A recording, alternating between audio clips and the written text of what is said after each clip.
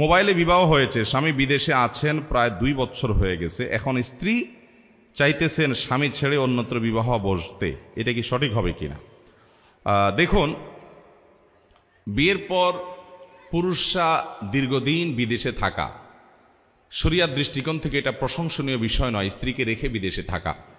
এই জন্য আমি প্রবাসী ভাইদেরকে বলি, অনুগ্রহ করে হয় যতদিন, বিশেষ করে মধ্যপ্রাচ্যে আমাদের যে সমস্ত ভাইরা যাচ্ছেন বা বিভিন্ন দেশে কাজের জন্য যাচ্ছেন, তাদেরকে বলবো হয় অবিবাহিত অবস্থায় প্রবাস জীবন শেষ করবেন, একসাথে যে বছর থাকা, টাকা পয়সা কামাই রোজগারি করে আপনার পুঁজি টুজি সংগ্রহ করে চলে আসবেন, দেশে এসে বিয়ে শাদী করবেন।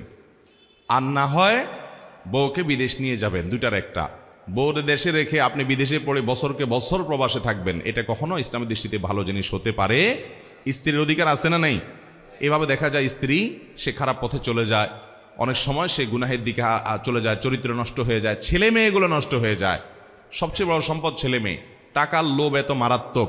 আমি অনেক প্রবাসী ভাইদেরকে দেখেছি এবং বলেছি, ভাই কত বছর আছে মালয়েশিয়াতে, জাপানে, সৌদি আরবে, যেখানেই গেছি আমি প্রবাসী বাংলাদেশি ভাইদের যা মনে হয়েছে যাকে লং টাইম আছে, বউ কাছে নাই, তাদেরকে জিজ্ঞেস করি, অনেকে বলে 10 বছর, কেউ বলে 15 বছর, কেউ বলে 20 বছর। আমি বললাম, ভাই এই টাকার নেশার কিন্তু কোনো এন্ডিং নেই, এটার কোনো শেষ নাই।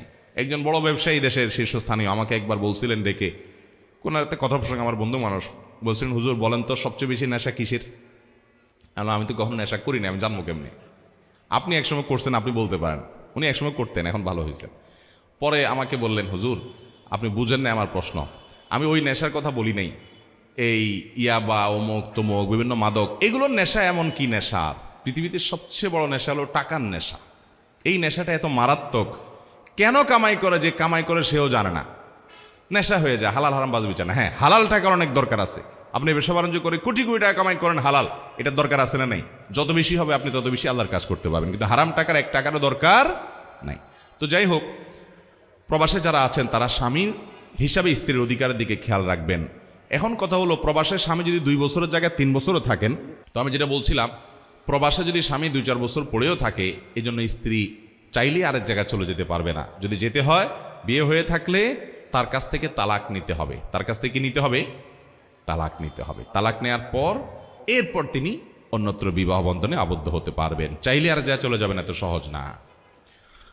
এরপরে প্রশ্ন হলো, স্ত্রীর যদি নেশা পরিমাণ স্বর্ণ বা সম্পদ থাকে, তাহলে সে সম্পদের জাকাত কি স্বামীর টাকা থেকে পরিশোধ করতে হবে, নাকি স্ত্রীর সম্পদ থেকে জাকাত পরিশোধ করতে হবে? দেখুন, স্ত্রীর যদি স্বর্ণ থাকে, গহনা থাকে, জাকাত দেওয়ার মতো নেশা পরিমাণ হয়, তাহলে এটার জাকাত স্ত্রীকেই দিতে হবে যদি এটার মালিক স্ত্রী হয়। আর যদি মালিক স্ত্রী না হয়, স্বামী মালিক হয়, তাহলে স্বামীকে দিতে হবে। এখন